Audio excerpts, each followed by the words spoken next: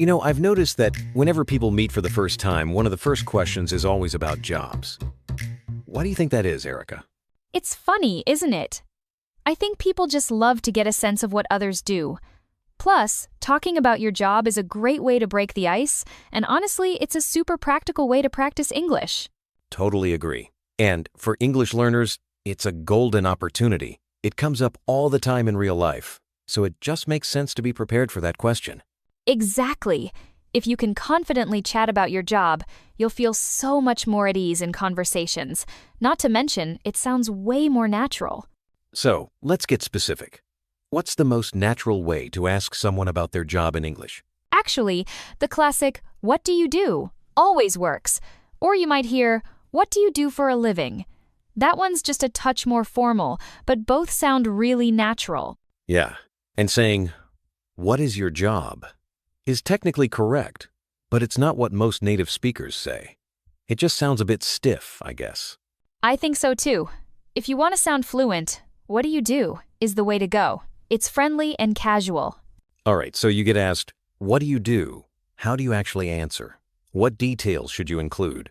I'd probably start simple, like, "I'm a teacher," but I usually add a bit more. For example, "I'm a teacher. I work at a local school."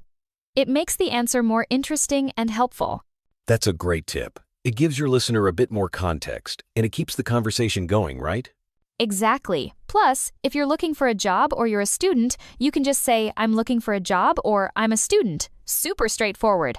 That reminds me sometimes people want more details, like not just your job title, but what you actually do each day. How can learners explain that? Ooh, that's a good one. You can say things like, "I help people solve problems," or "I organize events for my company." Even something like, "I manage a team of 5 people," if that fits. It really helps to have a few of those phrases ready, so you're not caught off guard. For sure, and if you want to sound extra natural, try mentioning who you work with or what your main goal is on the job. Switching gears for a sec, let's talk about some real-world vocabulary you might hear at work. For example, what does VP mean?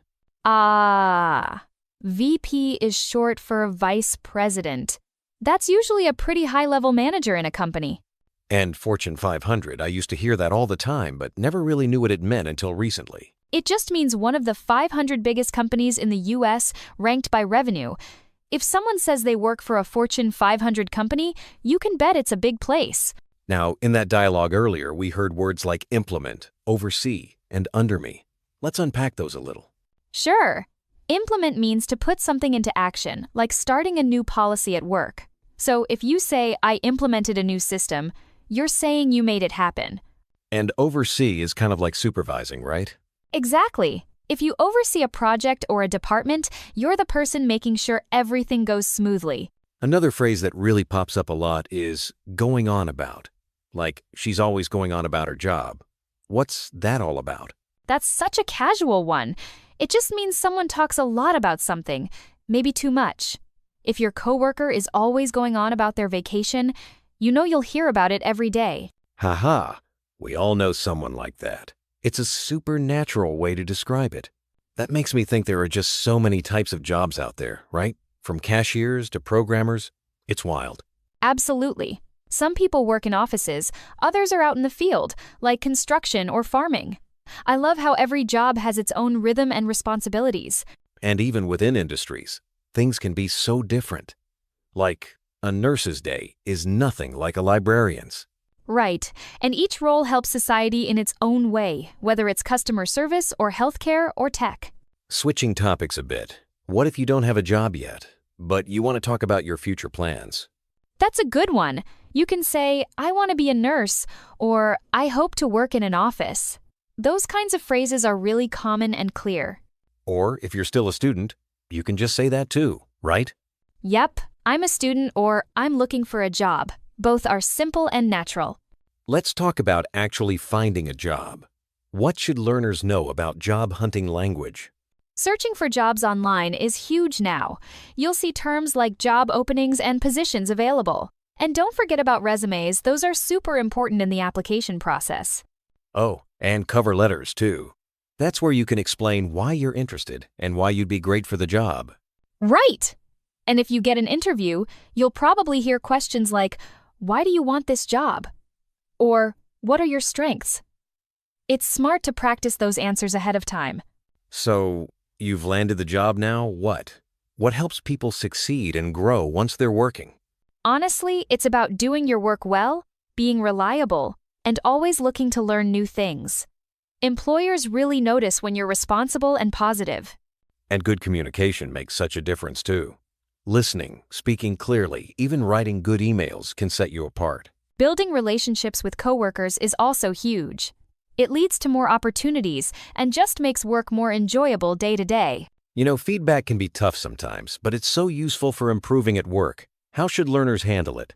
I try to see feedback as a gift, honestly. Even if it's hard to hear, it usually helps you get better, and when you act on it, it really shows you're serious about your job. Plus, doing a great job and being proactive can lead to promotions, more responsibility, better pay, and maybe even your own team. Exactly. If you want to move up, let your manager know you're interested. Show your skills and be ready to take on new challenges. Before we wrap up, let's not forget about work-life balance. That's so important for long-term happiness at work. It really is. Taking breaks, spending time with friends and family, it all helps you recharge and avoid burning out. And when you're rested, you can actually do better at your job too. It's all connected. Totally work hard, but don't forget to take care of yourself outside of work as well. All right, how about a little challenge to finish up? Let's see what our listeners remember. Good idea! First, can you remember who performs that song we played and what it's called? And second, what's the #1 company in the Fortune 500 right now? Post your answers in the comments.